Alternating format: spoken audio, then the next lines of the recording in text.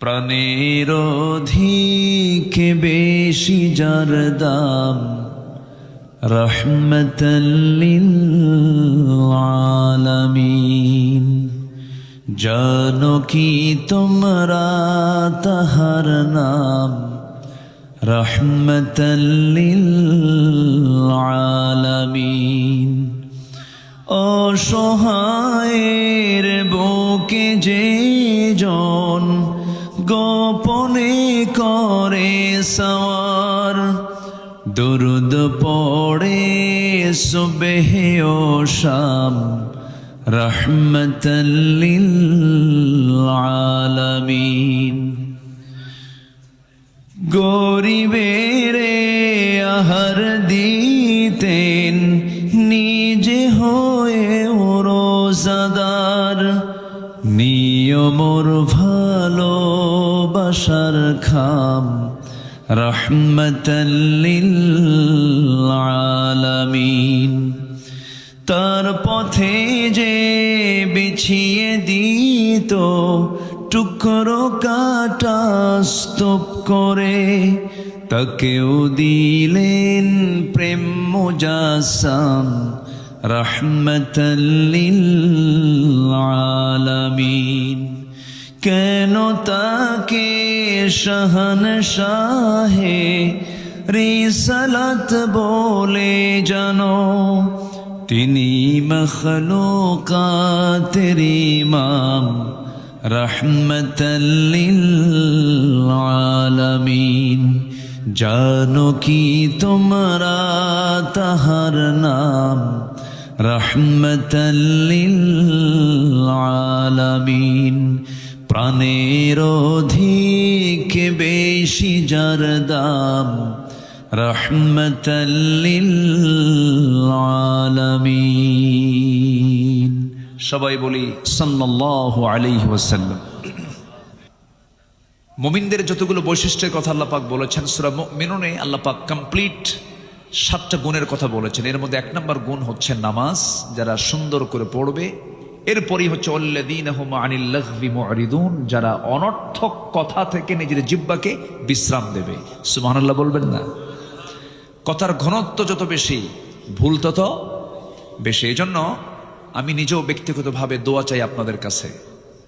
আমাদের প্রচুর কথা বলতে হয়, তো কথা বলার মাঝে যেন কোনো মিসিং, কোনো ভুল যেন মুখ থেকে না বের হয়। আল্লাহ যেন মার্জিত, প্রাসঙ্গিক এবং আল্লাহর কাছে কি জবাবদিহি করতে হবে এমন জাতীয় যেন বেহুদা বাজে কথা যেন মুখ থেকে আল্লাহ পাক না বের করে দেন। জোরে বলি আল্লাহুম্মা আমিন। সম্মানিত ভাইয়েরা, তাহলে সূরাটার নাম আজকে কি বলেন তো? কিন্তু আমরা এখানে বসে আছি কাফিরুন না মুমিনুন? বলেন, কারা বসে আছি বলেন? মুমিনুন মানে মুমিন রা, মুমিন রা। এটাকে আরবিতে কি বলে? মুমিনুন। আর কাফির, কাফের একজন, আর কাফিরুন মানে কাফের গণ। তো মুমিনুনরা বসে আছে কাফিরুন শোনার জন্য। কি মুমিনুন বসে আছে কি শোনার জন্য? কাফিরুন শোনার জন্য। একটা বিষয় কি জানেন?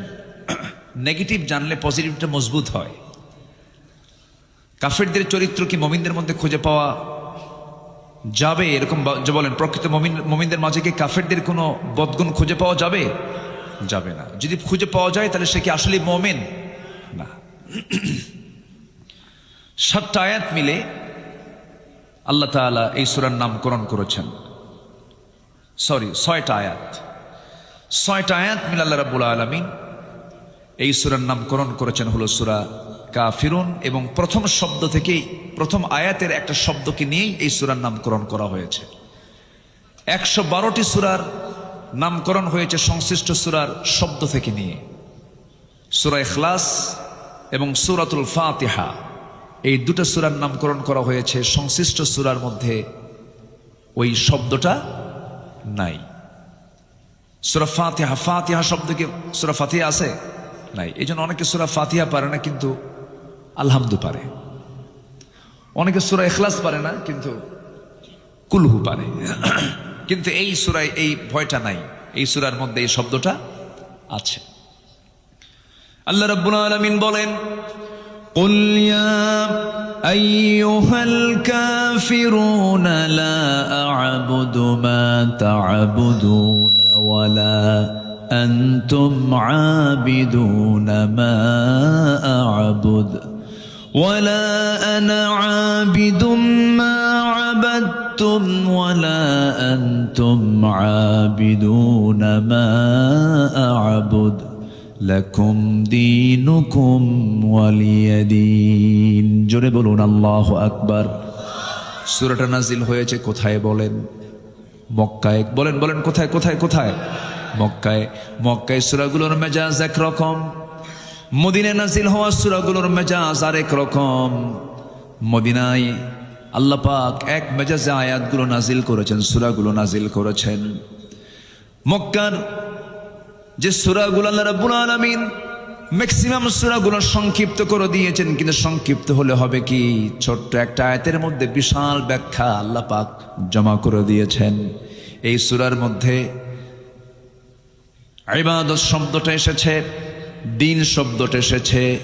ইবাদুন শব্দটা এবং দিন শব্দটা খুব একটা মৌলিক শব্দ। আল্লাহ রাব্বুল আলামিন এই দুনিয়াতে আমার পরিচয় তিনি দিয়েছেন, আমি একজন আল্লাহর গোলাম, আমি দাস, আমি হলাম গোলাম, আমার আল্লাহ হলেন রব। আমি হলাম আল্লাহর দাস, আমার রব হচ্ছেন আমার প্রভু, আমার মালিক। সেই মালিক রাসূলকে জানায় দিচ্ছেন, কি জানায় দিচ্ছেন? কুল ইয়া আইয়ুহাল কাফিরুন, হে রাসূল আপনি বলে দেন কাফের সম্প্রদায় শোনো। তাহলে রাসূল এই কথা বলছেন কাদেরকে বলেন তো? বলেন কাদেরকে বলেন? কাফেরদেরকে। কি বলছেন? লা আ'বুদু মা তা'বুদুন ওয়ালা আনতুম আবিদুনা মা আ'বুদ। আমি যারা গোলামি করি তোমরা তারা গোলামি করো না, আবার তোমরা যারা গোলামি করো আমি তারা গোলামি করি না। অতএব তোমাদের কাছে সুস্পষ্ট মেসেজ হলো, তোমার দিন তোমার কাছে, আমার দিন আমার কাছে, তোমার বিধান তোমার কাছে, আমার বিধান আমার কাছে। সুস্পষ্ট মেসেজ যখন চলে গেছে মক্কার কুরাইশ নেতাদের কাছে, আবু জেহেলের প্রস্তাবনা প্রত্যাখ্যান হয়ে গেল। আবু জেহেল বলেছিল, মুহাম্মদ ঘুম থেকে উঠি তুমি আমাকে দেখো, আবার আমিও ঘুম থেকে উঠি তোমাকে দেখি, একই বংশের মানুষ, আত্মীয় স্বজন আমরা, ঘরের সঙ্গে ঘর লাগানো, অযথা গণ্ডগোল করার দরকার নাই, কোনো ঝামেলা করার দরকার নাই। তোমাকে আমরা ভালোবাসি, পছন্দ করি, তোমাকে আমরা সৎ মনে করি, আমানতদার মনে করি, আল আমিন বলি, আর সাদেক বলি। অতএব খামাখা নতুন ধর্মের পেঁচ লাগায়া কি দরকার? তুমি যেহেতু চাচ্ছ নতুন ধর্ম, ঠিক আছে ভালো কথা, তোমারটাও থাকুক আমারটাও থাকুক। তোমারটা থাকবে 6 মাস, আমাদেরটা থাকবে 6 মাস। লাত মানত যাগুলো যা এই যে কাবা শরীফের ভিতরে আমরা সাজায় রেখেছি, এটারে তুমি বৈধতা দিয়ে দাও, আমরা তোমার রবের বৈধতা দিয়ে দেব। দেখেন প্রস্তাবের সাইজ দেখছেন? এই প্রস্তাব যখন দিয়ে ফেলেছে, সঙ্গে সঙ্গে আল্লাহ রাব্বুল আলামিন রাসূলকে জানায় দিচ্ছেন, হে রাসূল আপনি বলে দেন কাফেরদেরকে লক্ষ্য করে, তোমরা যারা গোলামি করো আমি তারা গোলামি করি না। তোমার দিনটা নিয়ে তুমি থাকো, আমার দিন নিয়ে আমি থাকি। অন্য ধর্মের কোন মন্দিরে আপনি পাহারা দিবেন সমস্যা নাই, প্যাগোডা পাহারা দিবেন সমস্যা নাই, আপনারা দেশের নাগরিক, তারা ধর্মের স্বাধীনতা তারা পাবে। কিন্তু অন্য ধর্মের কোনো মূর্তি নিয়ে, কোনো দেবতা নিয়ে প্রশংসার দরকার নাই, আবার দুর্নাম করার দরকার নাই, গালিও দরকার নাই। লা তাসুব্বুল আসনাম, মূর্তিগুলোকে গালি দিও না। তোমরা তাদের মূর্তিকে গালি দেবে, তারা তোমাদের প্রভু আল্লাহকে গালি দিবি। অতএব গালি দিতে যেও না, আবার প্রশংসাও করতে যেও না, প্রশংসা করলে ঈমান হারা হয়ে যাবে। অতএব তোমার দিন তোমার কাছে, আমার দিন আমার কাছে। সুবহানাল্লাহ। আমার দেশে আবার কিছু ভোট পাওয়ার জন্য খুব প্রশংসা করে, আছে না? এরকম আছে না?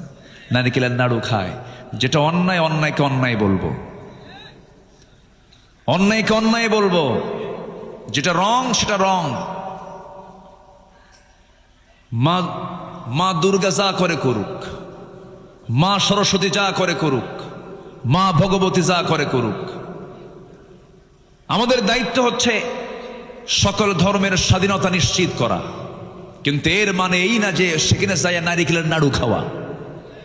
এটা আমাদের দায়িত্ব না, এটা অন্যায়, এটা ঈমান বিধ্বংসী কাজ, এটা ঠিক না। রাগ করলেন নাকি আপনারা? আমাদের হিন্দু ভাইরা আছেন আমার দেশে ভালো, কিন্তু ধর্মীয় বিষয়গুলো খুবই স্পর্শকাতর। আচ্ছা বলেন তো, আমাদের জুমার নামাজে কি কোনো হিন্দু ভাইরা আসে? আসে বলেন তো? আসে। আমাদের ঈদগাহে কি তারা নামাজ পড়তে আসে? তা আপনি এরকম এত বড় ফকির কেন? হ্যাঁ, আপনার নারিকেলের নাড়ু খাওয়া লাগে? দরকার নাই। ইবাদত করব কার? আসতে বলবেন, ইবাদত করব কার? গোলামি কার হবে? আল্লাহর গোলামি হবে। এক জায়গায় না সব জায়গায়? এক জায়গায় না সব জায়গায়? ইবাদত মানে হচ্ছে বান্দার ইচ্ছায় কোনো কাজ হবে না, বান্দা কাজ করবে কার ইচ্ছায়, কার আইনে, কার সিদ্ধান্তে? আল্লাহর সিদ্ধান্তে বান্দা কাজ করবে। এবং ইসলামকে মর্জি মতো খাটো করা, লম্বা করার সুযোগও আল্লাহ পাক বান্দাকে দেন নাই। ইসলামটা কারো না, ইসলামটা কার? আল্লাহর। এটাকে মর্জি মতো ইফরাত তাফরিদ করার সুযোগও নাই। আমি আপনি আমার মতো করে ইসলাম আমি মানতে পারবো না। আমি এমন করে বলতে পারবো না যে আমরা শরিয়া আইনে বিশ্বাসী নই, আমরা শরিয়াকে মানি না, শরিয়াকে ফলো করি না। এই জাতীয় কথা বলা মানে তার ঈমান ছিনতাই হয়ে যাওয়া, ঠিক কি না? ঈমান ছিনতাই হয়ে যাওয়া, এটা করা যাবে না। আমাকে মুমিনদের কাতারে আসতে হবে, আমাকে মুসলিমের কাতারে আসতে হবে, সারেন্ডার করতে হবে। কার কাছে? আসতে বলবেন না, কার কাছে? আল্লাহর কাছে। তাহলে এখানে এই 6টা আয়াতের মধ্যে বারবার আব্দুল শব্দটা আসছে, বারবার। আবাদা ইয়াবুদু, আবিদুন, আইন বা দাল মূল মাদ্দা, এই শব্দটা বারবার আসছে। দেখেন, আবুদু, তাবুদু, আবিদুন, এই শব্দগুলো বারবার ঘুরে ঘুরে আসছে, অর্থাৎ ইবাদত। আমার দায়িত্ব হচ্ছে আল্লাহর দাসত্বকে মেনে নেওয়া, সম্পূর্ণভাবে মেনে নেওয়া। আর আমার আল্লাহর দায়িত্ব হচ্ছে বান্দার দাসত্বকে কবুল করে নিয়ে জান্নাত, কবুল করে নিয়ে জান্নাত বুঝে দেওয়া। যেরকম সুবহানাল্লাহ। আমার আল্লাহর দায়িত্ব হচ্ছে বান্দার দাসত্বকে কবুল করে নিয়ে দাসত্বের মতো দাসত্ব করে ইবাদত করলে পরে আল্লাহর দায়িত্ব হচ্ছে সেই বান্দাকে জান্নাত কি বুঝে দেওয়া। আল্লাহ রাব্বুল আলামিন বলেন, ইয়া আইয়াতুহান নাফসুল মুতমাইন্নাতু ইরজিই ইলা রাব্বিকি রাদিয়াতাম মারদিয়াহ ফাদখুলি ফি ইবাদি ওয়াদখুলি জান্নাতি। জোরে বলুন আল্লাহু আকবার। আমার গোলাম হয়ে যাও, ফাদখুলি ফি ইবাদি, আমার গোলাম হয়ে যাও, আমার জান্নাতে প্রবেশ করো। তোমাকে আজকে কেউ বাধা দেবে না। শর্ত হলো তোমার পরিপূর্ণ গোলাম হতে হবে। একমাত্র কার গোলামি করতে হবে? বলেন, কার গোলামি? আল্লাহর গোলামি। আমার ভাইয়েরা, আর সর্বশেষ আয়াত আল্লাহ রাব্বুল আলামিন ক্লিয়ার করে দিলেন, দিনের ক্ষেত্রে কোনো ভাগ বসান যাবে না। ওর দিন কিছু মানবো, আমার দিন কিছু মানবো, তা হবে না। একটা মুসলমান ডাবল স্ট্যান্ডার্ড কখনো হতে পারে না। আমার দেশে বিগত 16 বছরে এক পার্লামেন্টেরিয়ান ছিলেন, ঠাকুরগা তার বাড়ি। একদিন সংসদে দাঁড়ায় বলতেছে, মাননীয় স্পিকার, আমার ছেলে বিয়ে করেছে ভারতের কলকাতায় গাঙ্গুলি পরিবারে। বউটা আমার হিন্দু, বউমা আমার হিন্দু, আমার ছেলে হলো মুসলমান। আমার ছেলে বউ যখন ঢাকায় থাকে তখন সে 5 ওয়াক্ত নামাজ পড়ে, আবার যখন সে কলকাতায় থাকে তখন সে পূজাও করে। এটাই তো ধর্মের স্বাধীনতা। দেখছেন? শয়তান কয়, আমি আর কত শয়তান, তুই আমার চেয়ে বড় শয়তান। তাহলে একজন ব্যক্তি ঢাকায় থাকলে সে নামাজ পড়বে, আর কলকাতায় গেলে কি করবে? পূজা করবে। আর এটার আবার ব্যাখ্যা জায়েজ করতে নেই। এই আয়াতটা সাবেক প্রধানমন্ত্রী বলেছিলেন, লাকুম দীনুকুম ওয়ালিয়া দীন, বুখারী শরীফের 40 পারায় আসছে। কি কথা কি বুঝতেছেন? আয়াত ঠিকই কইছে, কিন্তু কোরআন শরীফ না হাদিস শরীফ কইছে? হাদিস বানায় ফেলছে। কিন্তু এটা কি হাদিস শরীফ না কোরআন শরীফ? কোরআন মাজিদ, কোরআনে কারীম। আল্লাহ রাব্বুল আলামিন এই মেসেজ দিয়েছেন, তোমার দিন তোমার কাছে, আমার দিন আমার কাছে। সম্মানিত ভাইয়েরা, এই অপব্যাখ্যাগুলো তারা দিল, আর দোষ দিয়েছে 16 বছর ধরে আমাদের ঘাড়ে, আমাদের কাঁধে। ধর্মীয় অনুভূতিতে তারা বহু আঘাত করেছে, কিন্তু মামলা খেয়েছেন আল্লামা সাঈদ রাহিমাহুল্লাহ। এটি কোনো কথা? এই মুমতাজ পার্লামেন্টারিয়ান, আমি পরশুদিন মানিকগঞ্জে মাহফিল ছিল, হরিরামপুরে ওর এলাকায় মাহফিল ছিল। কোনো মাহফিল হতে দেয়নি, ওই মাহফিলটা 7 বছর বন্ধ ছিল। এবছর মাহফিলটা করে আসলাম। মুমতাজ গান গাইতো, সংসদেও গান গাইতো, শোনেন না আপনারা? সংসদে গান গাইতো, আর প্রাইম মিনিস্টার সাবেক হাতের থাবা মারতেন, তালি মারতেন পার্লামেন্টে। নারী তো প্রশংসায় পঞ্চমুখ হয়ে যায়, মেয়েদেরকে যত প্রশংসা করবেন ও ফুলতে ফুলতে পটকা মাছের মতো হয়ে যায়। আমি তো তাই আসলে, কিন্তু পুরুষকে আপনি যত বেশি প্রশংসা করবেন ও তত মনে মনে ভাববে তোর মতলব কি, এত প্রশংসা করিস কেন। এই হচ্ছে নারী এবং পুরুষের মধ্যে তফাৎ। অতএব যারা পাম দিলে ফুলে যায় তাদের নেতৃত্ব আমরা দেখতে চাই না। সারা পৃথিবীর শুরু থেকে নিয়ে আজ পর্যন্ত যে জাতি নেতৃত্ব দিয়েছে তাদের হাতে নেতৃত্ব তুলে দিতে হবে মুসলমান। সব দেখা শেষ করেছি। বহুদিন আমরা নারীর শাসন দেখেছি, দেখি নাই? আমরা দেখেছি। আমরা কেউ 8 বছর, কেউ 16 বছর, কেউ 25 বছর, সব দেখা শেষ। আইয়ুবের শাসন, মুজিবের ভাষণ, জিয়াউর রহমানের খাল কাটা, আর আমাদের চাচা এরশাদের তো তাল বেতাল, মাঝখান দিয়ে শুধু হরতাল আর হরতাল। সব দেখা শেষ। আগামীর দেশ আমরা দেখতে চাই কোরআনের বাংলাদেশ। রাজি আছেন কারা কারা? হাত উঁচু করে দেখান মুসলমান।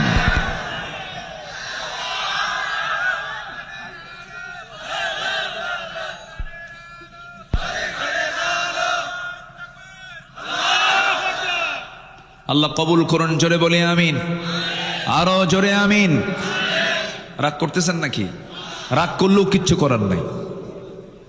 বহু মামলা, বহু হামলার শিকার হয়েছে আমরা। একটু তো কথা বলতেই হবে, একটু কথা বলার দরকার আছে না নাই?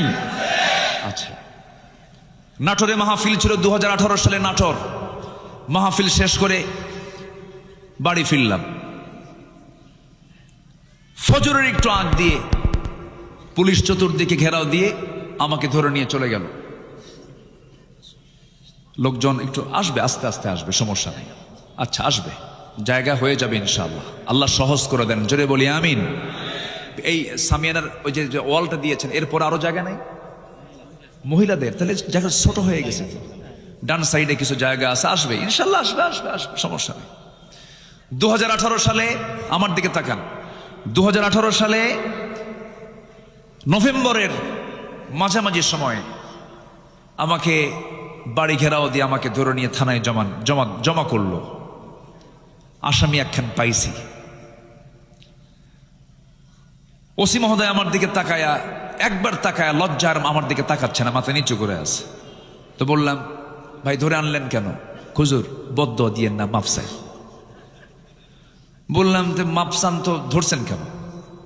হুজুর কি করবেন, সামনে নির্বাচন, একটু কয়েকদিন থেকে আসেন, নির্বাচন হয়ে গেলে আপনি আবার বের হয়ে আসবেন। কি সস্তা কথা। তো বললাম, তাই? তো এখন কি করবেন? হুজুর বদ্দুয়া দিয়েন না হুজুর, বাল বাচ্চা আছে, চাকরি বাঁচান তো ফরজ। আমি বললাম ইমান বাঁচান তো নফল। চালান দিয়ে দিল। কোর্টের জজ আমার দিকে তাকায় জিব্বায় কামড় মেরে বলে, এই হুজুরে ধরে আনছিল কে? ধারার দিকে তাকায় দেখে এই ধারায় জামিন দিলে আমার চাকরি ক্যান্সেল। মানে আমরা এমন দাগি আসামি যে জামিনই হবে না। দেশে এমন 12টা বাজাইছি আমরা। জামিন অযোগ্য মামলার ধারা দিয়া জেল হাজতে পাঠায় দিল। ভাবলাম যে জীবনে এই সুন্নত আদায় নাও হতে পারে, এই চান্সে ওইটা আদায় করে দিল। ঢুকলাম, মন খারাপ করিনি। ভিতরে ঢুকলাম, ভিতরে ঢোকা মাত্র দেখে এক বুড়া চাচা আমার দিকে তাকায় আছে। সালাম দিয়ে বলে, হুজুর আপনি জেলখানায় ঢুকছেন? খুব খুশি হলাম। তো বললাম যে আপনি খুশি হলেন কেন?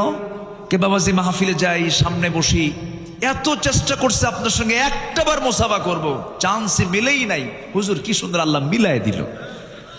হুজুর দোয়া করি আপনি জেলখানায় থাকেন।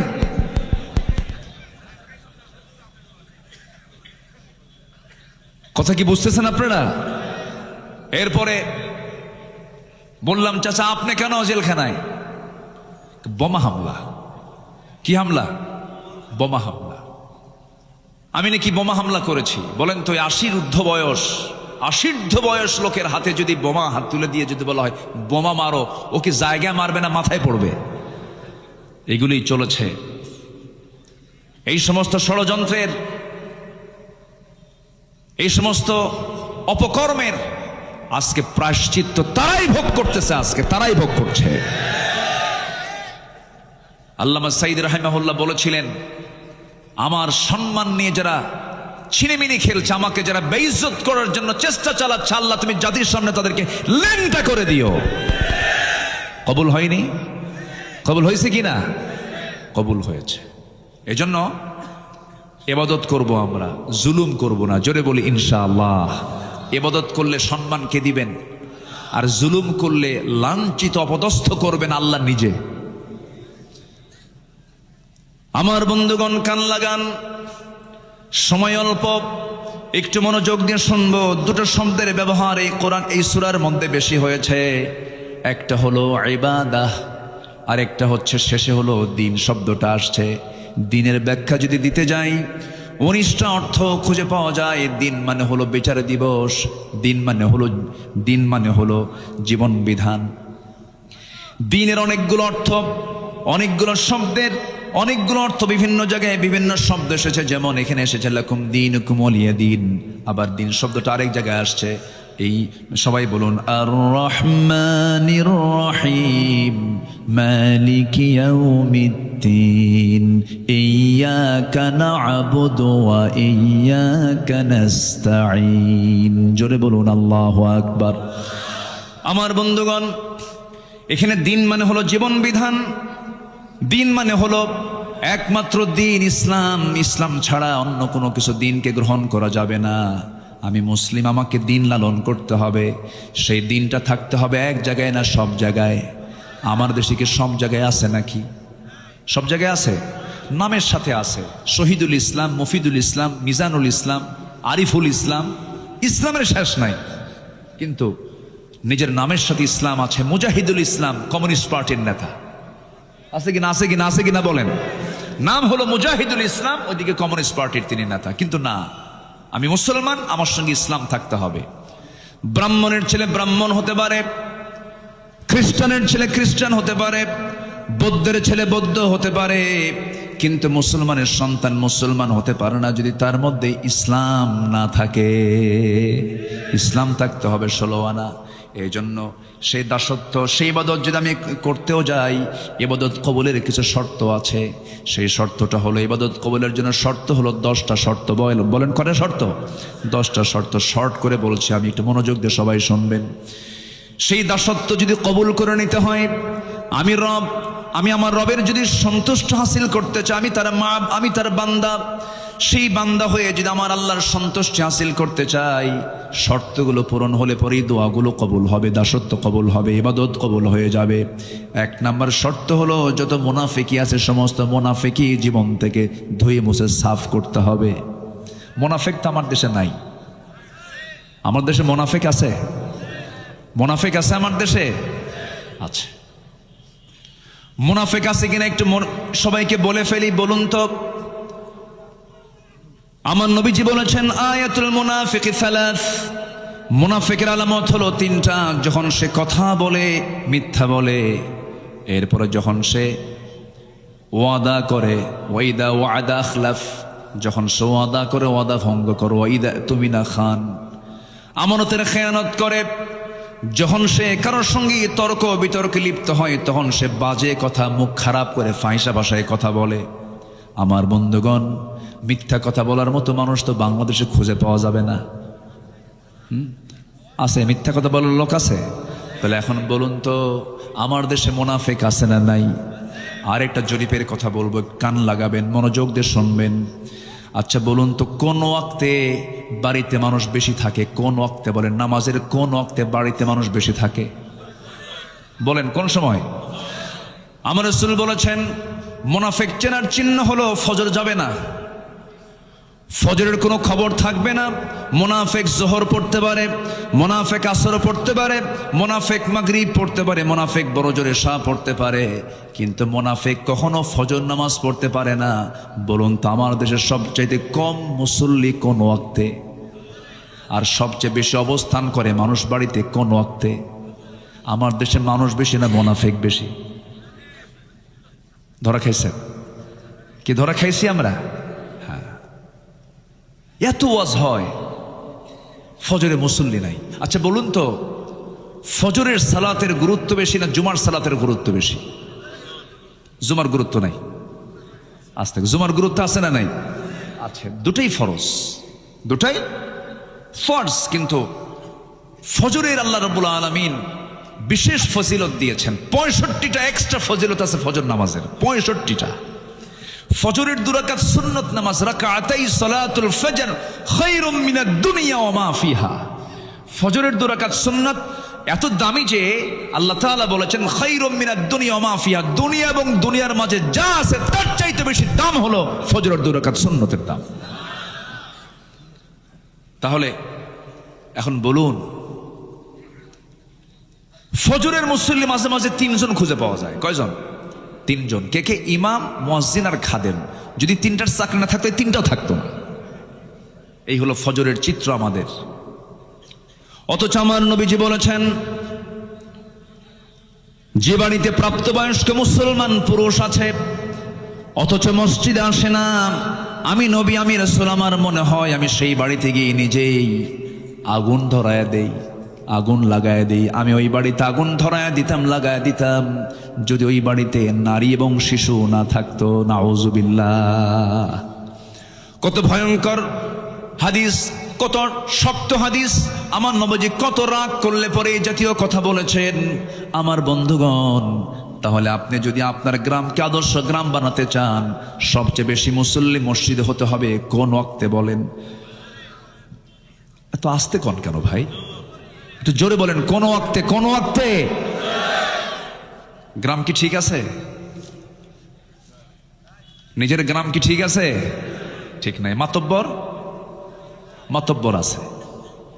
মাতব্বর বিড়ি খায় আর মাতব্বরি করে, বিড়ি খায় আর মাতব্বরি করে। নামাজের কথা বলে না। মাতব্বর সাহেব 40-50 বছর মাতব্বরি করলেন, কিন্তু গ্রামের মানুষকে নামাজের জন্য একটু ডাকলেন না, ফজরের জন্য একটু বলবেন না, বললেন না। আপনি নিজেই তো নামাজ পড়েন না, বলবেন কি আর? মাতব্বরি তারই মানায় যে নামাজি হয়। আসতে কন কেন? মাতব্বরি করতে করতে বিড়ির নেশা ওঠে, আবার বাইরে বের হয়, আবার সামনে সামনে বিড়িও খায়। এমন মাতব্বরও আছে না নাই? আচ্ছা, আমরা সভ্য হতে পারিনি, এখন আমরা সভ্য হব কোরআন দিয়ে। জোরে বলি ইনশাআল্লাহ। তাহলে সবার বাড়িতে মানুষ শুয়ে থাকে, কিন্তু ফজরের সময় মসজিদ ভরে না। এটা বড় বিপদের কারণ, বড় বিপদ। কোনো বরকত থাকবে না। বুরিকালি উম্মতি ফি বুকুরিহা। আমার রাসূল বলেছেন আমার উম্মতের বরকতময় সময়টা হলো সকালবেলা। ফজরে মুসল্লি নাই, বুকটা খান খান হয় জানেন। আমি আল্লাহর কসম করে বলে যাচ্ছি, এই গ্রাম, যে গ্রামে মাহফিল হচ্ছে বৈলসিংহ, এই গ্রামের মসজিদ যেদিন গ্রামের সকল মানুষের আন্তরিকতায়, সকলের ঐক্যবদ্ধ প্রচেষ্টায় যেদিন দেখবেন ফজরের মুসল্লি জুমার চাইতে বেশি হয়েছে, আল্লাহর কসম করে বলে যাচ্ছি এই গ্রামে কোনো মাদক, জেনা, ব্যভিচার, বেপরদার কোনো পরিবেশ থাকবে না, থাকবে না, থাকবে না, থাকবে না। গ্রামকে পরিবর্তন করে দেবে কি অন্য গ্রামের লোক এসে? আমাকে আপনাকে পরিবর্তন করতে হবে। যুবকরা কমিটি করে ফেলো, মাহফিল কমিটি যেমন করলে একতা যুব সমাজ, তোমরা আজকে নতুন করে একটা কমিটি করবে আগামীকাল থেকে, ফজর নামাজ বাস্তবায়ন কমিটি এই গ্রামের। আসতে কন কেন? আসতে কন কেন? এমন প্রস্তাব দিয়ে গেলাম। আমাদের আলোচনা হওয়া উচিত বাস্তবমুখী। সমাজের যে রোগগুলো আছে সেই রোগগুলো ধরে ধরে প্রত্যেকটা গ্রামে যদি ফজর নামাজ বাস্তবায়ন কমিটি হয়, গ্রামের কোন ছেলের পকেটে থাকবে না, সব আল্লাহওয়ালা হয়ে যাবে, ভালো হয়ে যাবে। আল্লাহ রেজাল্ট দিচ্ছেন, ইন্নাস সালাতা তানহা আনিল ফাহশাই ওয়াল মুনকার ওয়া লাযিকরুল্লাহি আকবার আল্লাহু ইয়ালামু মা তাসনাউন। আল্লাহু আকবার বলেন। তাহলে মুনাফিকি দূর করার জন্য কোন নামাজ দরকার বলেন? আরো জোরে বলেন, কোন নামাজ দরকার? ফজরের নামাজ দরকার। আল্লাহ রাব্বুল আলামিন বলেন, ومن الناس من يقول آمنا بالله وباليوم الآخر وما هم بمؤمنين। মানুষের মধ্যে কিছু মানুষ আছে যারা বলে ঈমান এনেছি, পরকালকে বিশ্বাস করে নিয়েছি, কিন্তু তারা প্রকৃত মুমিন নয়। ওয়া ইদা কামু কুসালা, নামাজে হেলে ধুলে দাঁড়ায়, তাদের ধ্বংস কামনা করেছেন মহান রব্বুল আলামিন। ওরা প্রকৃত মুসল্লি নয়, ওরা হলো মুনাফিক। ওরা ফজর পড়ে না, মাঝে মাঝে জোহরে যায় কমিটির পথটাকে ঠিক রাখার জন্য। ফাওয়াইলুল লিল মুসাল্লিন আল্লাযীনা হুম আন সালাতিহিম সাহুন আল্লাযীনা হুম ইউরাউনা ওয়া ইয়ামনাউনাল মাউন। জোরে বলুন আল্লাহু আকবার। ওই সমস্ত মুসল্লির ধ্বংস, ওই সমস্ত মুনাফিক মুসল্লির ধ্বংস যারা অবহেলা করে নামাজ পড়ে, লোক দেখানো নামাজ পড়ে, প্রয়োজনীয় ব্যবহৃত জিনিসগুলো দেয় না। প্রতিবেশী চলে গেছে, দাটা দাও তো দাটা দেয় না, কাশি দাও তো কাশি দেয় না। এমন প্রতিবেশী মনে হয় বাগমারায় নাই? আসতে বলবেন না, আছে না নাই বলেন? প্রতিবেশীকে যে কষ্ট দেবে আল্লাহ তাকে জান্নাত দেবেন না।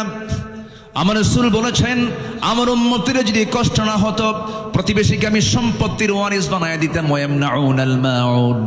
আমার বন্ধুগণ, অনেক লোক আছে দেখবেন যে প্রতিবেশীর সঙ্গে একটু গন্ডগোল হয়ে গেছে, তার ঘরের পেছনে রাস্তা নাই, তার জায়গা দিয়ে যেতে হয়। একটু গন্ডগোল লাগলে খোঁটা গাড়ে, কি গাড়ে? খোঁটা মারে, খোঁটা হাঁটতে দেয় না। এরকম খোঁটা মারা কি বাগমারায় আছে? আছে? জমিনটা কার? আজ থেকে জমিনটা কার? আর ওই খোটা গেড়ে বাধা দিল কার বান্দাকে? বলেন, কার বান্দাকে? তাহলে জমিনও আল্লাহর, বাধা দিল আল্লাহর বান্দাকে। তুমি কত বড় শক্তিশালী হয়েছ, করা যাবে না এগুলো। পৃথিবীর কোন মানুষের ক্ষমতা নাই বান্দাকে আটকিয়ে রাখে। বান্দা রাস্তা কখনো বন্ধ করতে পারে না। রাসূল বলেছেন, যে ব্যক্তি কারোর জন্য রাস্তা বের করে দিবে, আল্লাহ তার জন্য জান্নাতের রাস্তা বের করে দিবেন। জোরে বলেন সুবহানাল্লাহ। আমি কোরআন চর্চা করে যতটুকু বুঝেছি, আমি যতটুকু ভাঙ্গা চোরে, এলেম কেলাম তো তেমন নাই। মানুষ আমার ডাকে, শুধু বসায় দেয় বড় জায়গায়, কিন্তু সেই বড় জায়গার যোগ্যতা আমি রাখি না। আমি আব্দুল্লাহ আল আমিন, খুবই ছোট্ট নগণ্য আদনা একজন গোলাম।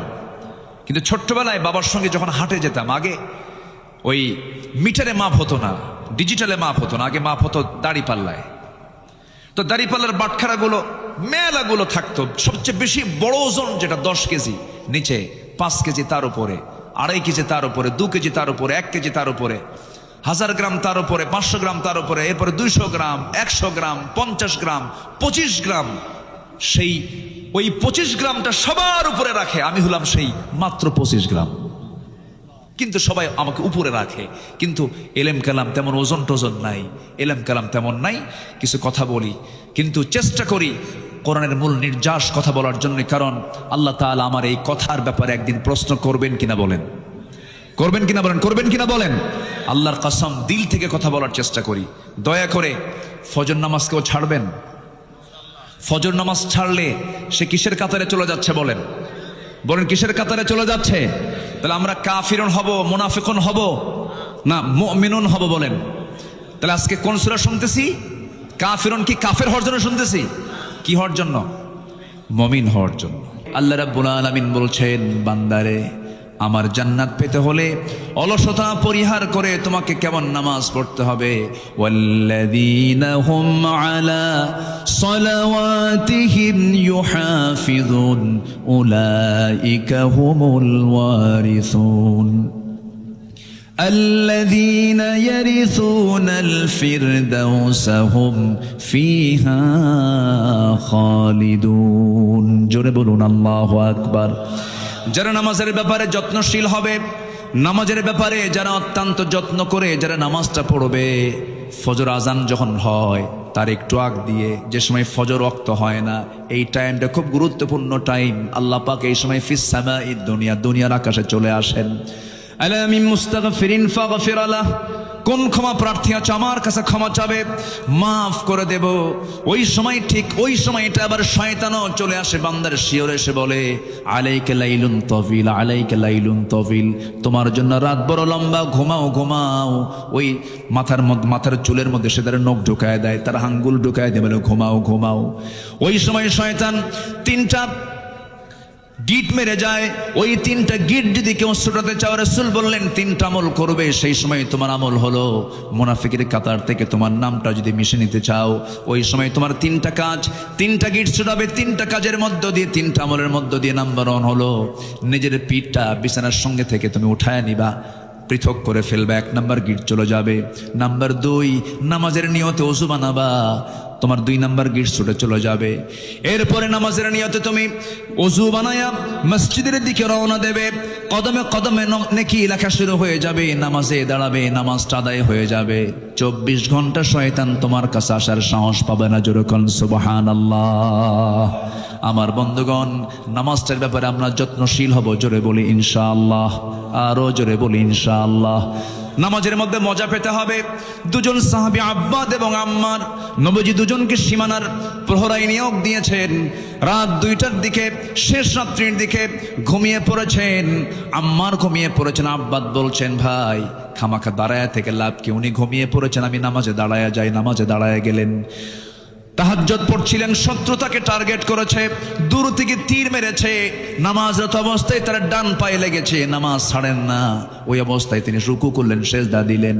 দ্বিতীয় রাকাতে আবার দাঁড়ান, আরেকটা তীর মেরে দিয়েছে, বাম পায়ে লেগেছে। রাখতে হলো, রক্তের ফিঙ্কেটায় গিয়ে ঘুমন্ত সাহাবী আম্মারের গায়ে লাগার সঙ্গে সঙ্গে ঘুম থেকে জাগা পেয়ে বলছেন, আব্বা কি করো, শত্রু তোমাকে টার্গেট করে ফেলেছে। কোনো কথা বলছেন না, রুকু করলেন, সেজদা দিয়া সালাম ফিরে বলছেন, ভাই আমি তো অনেক আগেই টের পেয়ে, কিন্তু আমি আমার সালাতের ভেতরে এত স্বাদ পাচ্ছিলাম, এত মজা পাচ্ছিলাম, আমার কাছে মনে হচ্ছিল 2টা তীর আমার পায়ে লেগেছে, আরেকটা তীর যদি আমার বক্ষ ভেদ করে যদি আমার জীবনটাও চলে যেত, আমি আমার প্রাণের নামাজ, আমি আমার মোহাব্বতের নামাজ, আমি আমার আল্লাহর সঙ্গে কথা বলা বাদ দিতাম না। জোরে কোন সুবহানাল্লাহ।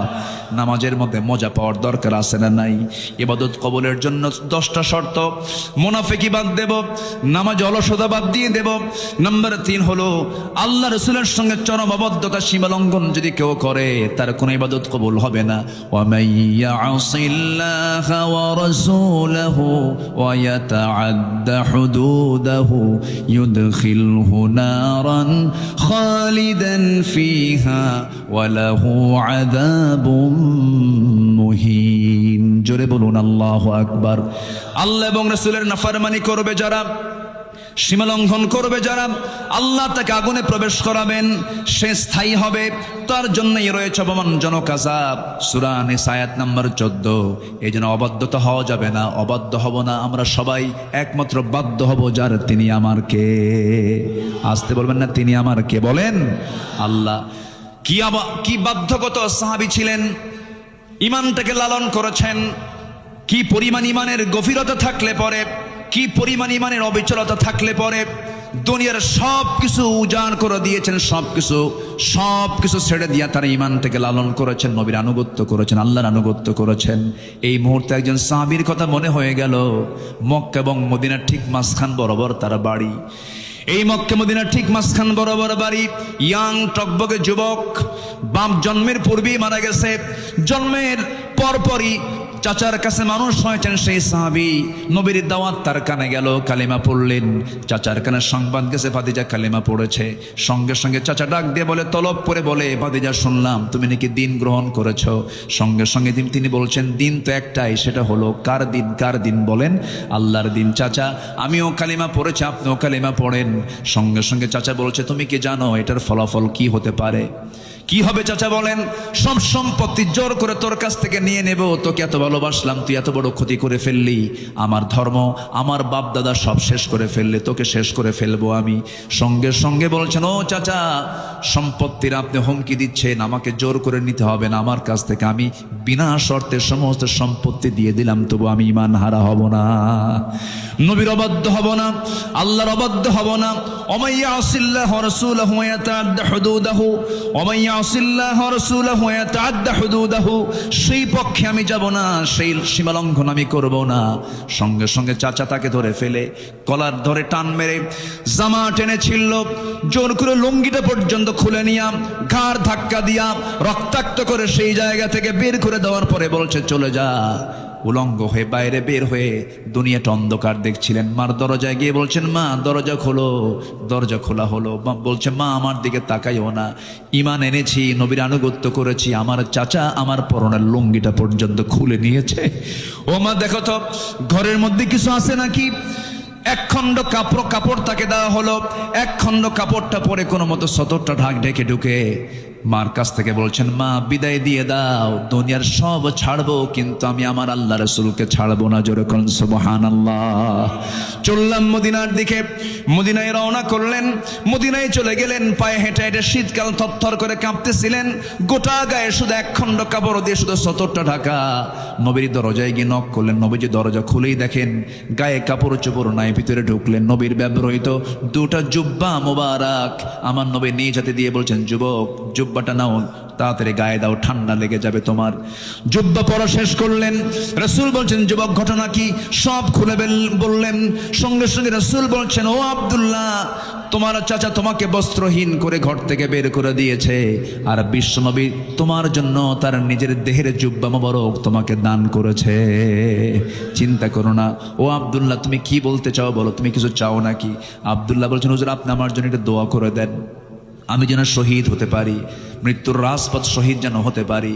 সঙ্গে সঙ্গে আমার রাসূল দুহাত তুলে আকাশের দিকে তাকায় বলছেন, ও আকাশের মালিক আল্লাহ, আমার আব্দুল্লাহর জন্য, আমার আব্দুল্লাহর জান মালকে তুমি কাফির বেঈমানদের জন্য হারাম করে দাও। এই কথা বলার সঙ্গে সঙ্গে সাহাবীর মন খারাপ হলো। রাসূল বলছেন, ও সাহাবী মন খারাপ করলা কেন হুজুর? দোয়া চাইলাম কি, দোয়া করলেন কি? এই দোয়া তো আমি চাই নাই হুজুর, আমি তো শহীদ হতে পারবো না।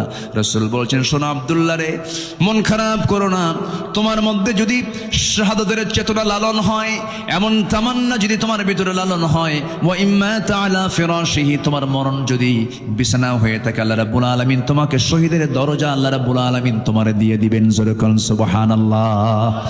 সঙ্গে সঙ্গে রাসূল বলেন, কোরআন হাতে নাও, আসহাবে সফায় চলে যাও। আমার নবীজি পাঠিয়ে দিলেন। এত আবেগী সাহাবী আব্দুল্লাহ চিৎকার মেরে মেরে কাফিরুন পড়েন, চিৎকার মেরে মেরে কুরাইশ পড়েন, চিৎকার মেরে মেরে সূরা মাউন পড়েন, এত জোরে চিৎকার মেরে মেরে পড়ছেন। সাহাবীরা সব বিরক্ত হয়ে নবীর কাছে এসে বলছে, হুজুর নতুন একজন সাহাবীর আগমন হলো, কি হয়েছে? এত জোরে জোরে পড়ে আমার দৃষ্টার ভয়। কে? আব্দুল্লাহ। রাসূল কেঁদে ফেলে বলছেন, ও সাহাবীরা রে, আমার আব্দুল্লাহকে তেলাওয়াতে বাধা দিও না, কারণ আমার আব্দুল্লাহ আমার আনুগত্য করতে গিয়ে, আল্লাহর আনুগত্য করতে গিয়ে দুনিয়া সব বিক্রি করে আমার পথ সে ধরেছে। জোরে কোন সুবহানাল্লাহ। বাধা দিও না। আমার নবীজি মদিনায় থাকাকালীন যুদ্ধের ডাক চলে এলো। আমার নবীজি বলছেন, আমার আব্দুল্লাহ কোথায়? আব্দুল্লাহকে ডেকে আনো। সঙ্গী কুরনি জিহাদের ময়দানে ঝাঁপিয়ে পড়লেন। যুদ্ধ শেষ হলো, অভিযান শেষ হওয়ার পর তিনি ফিরে আসতেছিলেন মদিনার পথে।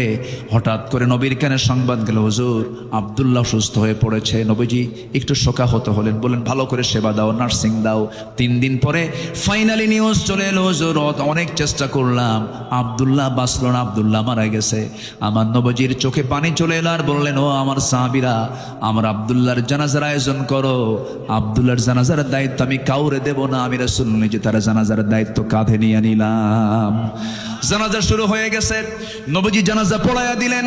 জানাজা শেষ হওয়ার পরে আমার রাসূল বলছেন, সাহাবীরা, আমার আব্দুল্লাহর কবরটা কোথায় খনন করেছো হুজুর? ওই 2 পাহাড়ের চিপায় করেছি, আমারে নিয়ে যাও। রাসূল চলে গেলেন, কবরের সামনে দাঁড়ালেন। কবরের সামনে দাঁড়ায় বলছেন, সাহাবীরা রে, আমার আব্দুল্লাহর কবরে আমি আজকে কাউকে নামতে দেব না, আমি রাসূল নিজে নামবো। রাসূল নিজে নামলেন। নামার পরে বলছেন, আবু বকর ডানে নামো, ওমর বামে নামো। আমার নবীজি দুহাত আগায় দিলেন। দুহাত আগায় দিয়ে বলছেন, ও আমার সাহাবীরা, আমার কলিজার টুকরা আব্দুল্লাহকে আমার হাতে তুলে দাও। আমার নবীজি আব্দুল্লাহর লাশটা তিনি হাতে নিলেন। বলছেন, আবু বকর ধরো, ওমর ধরো। তিনজন মিলে কবরে শোয়া দিয়া নবীজি বুকের উপরে হাত রেখে বলছেন, আরশের মালিক আল্লাহ, এই মুহূর্ত পর্যন্ত আমি আব্দুল্লাহর উপরে সন্তুষ্ট আছি, রাজি আছি। তুমি আমার আব্দুল্লাহ, কলিজার টুকরা আব্দুল্লাহ রে মাফ করে দাও। পাশে দাঁড়িয়ে থাকে একজন সাহাবী, সাদ ইবনে আবি ওয়াক্কাস রাদিয়াল্লাহু তাআলা আনহু, যে সাহাবী এত বড় আল্লাহওয়ালা ছিলেন, সমুদ্র ঝাঁপ দিয়েছেন ঘোড়া সহ, ঘোড়ার একটা পায়ের খুর পর্যন্ত ভেজে নাই। এত বড় আল্লাহওয়ালা একজন সাদ বিন আবি ওয়াক্কাস চিৎকার মেরে বলছেন, ও আকাশের মালিক আল্লাহ, আজকে আমি জীবিত সাদ যদি এই জায়গায় না দাঁড়ায় থেকে যদি ওই কবরের বাসিন্দা হতে পারতাম, জীবনটা বড় প্রসন্ন হতো, ভাগ্য আমার বড় খুলতো। কারণ যে কবরবাসীকে বিদায় জানানোর জন্য যে কবরের মধ্যে পৃথিবীর সেরা সেরা তিনজন তাকে দাফন করার জন্য নেমে যায়। আমার বন্ধুগণ, এত সম্মান, এত ইজ্জত, এত মর্যাদা বাড়ার যে মূল কারণ, সেটা হলো নিঃশর্তভাবে ওই সমস্ত ব্যক্তিগুলো আনুগত্য করেছেন কার? দাসত্ব করেছেন কার? এবং একমাত্র আনুগত্য করেছেন মুহাম্মদ সাল্লাল্লাহু আলাইহি ওয়াসাল্লামের। নাম্বার 4 হলো ইবাদত কবুল হবে আল্লাহর সঙ্গে শিরিক যদি না করি। নাম্বার 5, সামনে পেছনে যারা পরনিন্দা করবে তাদের কোনো ইবাদত কবুল হবে না। ওয়াইলুল লিকুল্লি হুমাযাতিল লুমাযাহ আল্লাযী জামা'a মালান ওয়া আদ্দাদাহ। নাম্বার 6 হলো আল্লাহকে ভুলে থাকা, মন্দ কাজের আদেশ করা। আল মুনাফিকুনা ওয়াল মুনাফিকাতু বা'দুহুম মিন বা'দ ইয়া'মুরুনা বিল মুনকারি ওয়া ইয়ানহাউনা আনিল মা'রুফ ওয়া ইয়াকবিদুনা আইদিয়াহুম নাসুল্লাহা ফানাসিয়াহুম ইন্নাল মুনাফিকিনা হুমুল ফাসিকুন। জোরে বলুন আল্লাহু আকবার। যারাই মুনাফিক তারাই ফাসিক। কে বলছেন? বলেন কারা বলেন। যারা মুনাফিক হয় তারা আবার কি হয়? তাহলে মুনাফিক যে হবে সে আরেকটা লকব পাবে, তার নাম কি? ফাসিক। সে কি হয়ে যাবে বলেন তো? ফাসিক। যে মুনাফিক সে আবার কি? ফাসিক হয়ে যাবে। নাম্বার 7 হলো শয়তানের যারা পদাঙ্ক অনুসরণ করবে, কোন দাসত্ব কোন ইবাদত তার কবুল হবে না।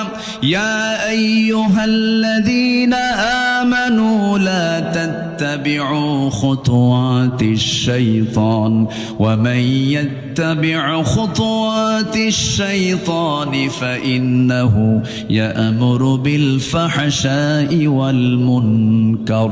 জোরে বলুন আল্লাহু আকবার। শয়তান আছে না নাই বলেন? আসতে বলবেন না, আছে না নাই? বাগমারা মনে হয় চেনে না। বাগমারা চেনে? শয়তান চেনে বাগমারা? শয়তান জান্নাতও চিনে। আমার আব্বা আদম এবং হাওয়াকে ফাওয়াসওয়াসা লাহুমা ফাযাল্লাহুমা শাইতান। জান্নাতে গিয়ে যদি আমার আব্বা আম্মাকে যদি ওয়াসওয়াসা দিতে পারে, তাহলে বাগমারার এই এলাকায় মনে হয় শয়তান কোনোদিন আসে নাই। কি আছে কিনা বলেন? এবং তার এজেন্টও আছে না নাই? তার এজেন্ট তারাই যাদের ফজর নামাজ উঠতে কষ্ট হয়। সবাইকে ফজর পড়বেন? সবাইকে এই গ্রামে ফজর বাস্তবায়ন কমিটি বাস্তবায়ন করবেন ইনশাআল্লাহ। কারা ফজর নামাজ পড়বেন, 5 ওয়াক্ত নামাজ পড়বেন? কারা হাত উঁচু করে দেখাল মুসলমান। চিৎকার মেরে বলি, ইয়া আল্লাহ, আমাদেরকে ফজর, জোহর, আসর, মাগরিব, ইশা 5 ওয়াক্ত সালাত জামাতের সাথে আদায় করার তৌফিক তুমি আল্লাহ দিয়া দাও। জোরে বলি আমিন। আরো জোরে আমিন, আরো জোরে আমিন। নাম্বার 8, ইবাদত কবুলের শর্ত রিয়া বা লোক দেখানো ইবাদত যারা করবে তাদের কোনো ইবাদত কবুল হবে না। ইন্নাল মুনাফিকিনা ইউখাদিউনা আল্লাহ ওয়া হুয়া খাদিউহুম وإذا قاموا إلى الصلاة قاموا كسالى يراءون الناس ولا يذكرون الله إلا قليلا জোরে বলুন আল্লাহু আকবার। নাম্বার 9 হলো কুফরি যারা করবে তাদের কোনো ইবাদত কবুল হবে না। ইন্নাল্লাযীনা কাফারু লান তুগনিয়া আনহুম আমওয়ালুহুম ওয়ালা আওলাদুহুম মিনাল্লাহি শাইআ ওয়া উলাইকা হুম ওয়াকুদুন নার। জোরে বলুন আল্লাহু আকবার। সর্বশেষ হলো নাম্বার 10, যেহেতু সূরা কাফিরুনের ভিতরে আল্লাহ রাব্বুল আলামিন ইবাদত নিয়ে কথা বলেছেন, দাসত্বের কথা বলেছেন, ওই সমস্ত বান্দার দাসত্ব কখনো কবুল হবে না, ইবাদত কখনো কবুল হবে না। 10টা শর্ত যদি থেকে যায়, এই 10টা শর্ত পূরণ করলে পরে, বাদ দিলে পরে আল্লাহ রাব্বুল আলামিন কবুল করবেন। আল্লাহর সাথে মিথ্যা দৃঢ় অঙ্গীকার করে আবার তবজ্ঞার সঙ্গে যারা ভঙ্গ করবে, আল্লাহ রাব্বুল আলামিন তাদের কোনো ইবাদত কবুল করবেন না। আল্লাহ রাব্বুল আলামিন এই সবাইকে 10টা শর্ত পূরণ করার তৌফিক দান করুন। জোরে বলি আমিন, আরো জোরে আমিন, আরো জোরে আমিন। আমার মা বোন যারা আসছেন তাদের জন্য 3টা মেসেজ। নাম্বার 1, 5 ওয়াক্ত নামাজ। নাম্বার 1 কি বলেন তো, কয় ওয়াক্ত নামাজ? নাম্বার 2 হলো মেয়েরা কাজ শুরু করবে আগে না তেলাওয়াত করবে আগে? বলেন বলেন বলেন, দিন শুরু হবে কাজ দিয়া না তেলাওয়াত দিয়া? আগে নামাজ, এরপরে কি বলেন? তেলাওয়াত। যে বাড়িতে তেলাওয়াত থাকবে সে বাড়িতে কোনো রোগ শোক আসবে না। আল্লাহু আকবার বলেন। তেলাওয়াত, মেয়েদের তেলাওয়াত যে বাড়িতে আছে সেই বাড়িটা শান্তির জায়গা। যে মহিলার তেলাওয়াত দিয়ে বাড়ি শুরু হয়, যে স্ত্রীর তেলাওয়াত দিয়ে বাড়ির কাজ শুরু হয়, ওই বাড়িতে কখনো শয়তান ওয়াসওয়াসা দিতে পারে না। আল্লাহ কবুল করুন, আমল করার তৌফিক দান করুন। জোরে বলি আমিন। নাম্বার 3 হলো পর্দায় থাকা। পর্দাটা কমপ্লিট হতে হবে। পর্দা মূলত হচ্ছে নিজের আত্মীয় স্বজনদের সঙ্গে পর্দা করা। দূরের লোক তো অত ক্ষতি করতে পারে না, আত্মীয় স্বজন যেরকম দুলা ভাই, মামাতো ভাই, খালাতো ভাই, চাচাতো ভাই, দেবর, ভাসুর, এই জায়গায় পর্দার গুরুত্ব সবচেয়ে কম না সবচেয়ে বেশি? বেশি। আল্লাহ রাব্বুল আলামিন এলাকার মা বোনদেরকে এমন সুন্দর পর্দা করার তৌফিক আল্লাহ পাক দান করুন। আমাদের মাঝে মেহমান এসেছেন, সবাই চিনেন তো তাকে নাকি? ওনাকে চিনেন? আল্লাহ তাআলা অনেক সুন্দর সূরত দান করেছেন। কি সুন্দর আল্লাহ পাক চেহারা আল্লাহ পাক দিয়েছেন। ভিতরটাও যেমন সুন্দর, বাহিরটাও তেমন সুন্দর। জনাব আব্দুল বারী হাফিজাহুল্লাহ তিনি এসেছেন, তিনি কথা বলবেন এবং এরপর এদেশের অগণন মানুষের কলিজার টুকরা অত্যন্ত ছন্দময় গতিতে সুন্দর করে কথা বলেন আমাদের মুরব্বী, আমাদের সিনিয়র বড় ভাই বজরুল রশিদ মিয়া ভাই, তিনি কথা বলবেন। আমি আর কথাকে দীর্ঘায়িত করতে পারছি না, যতটুকু হয়েছে আমরা বলে ফেলি আলহামদুলিল্লাহ।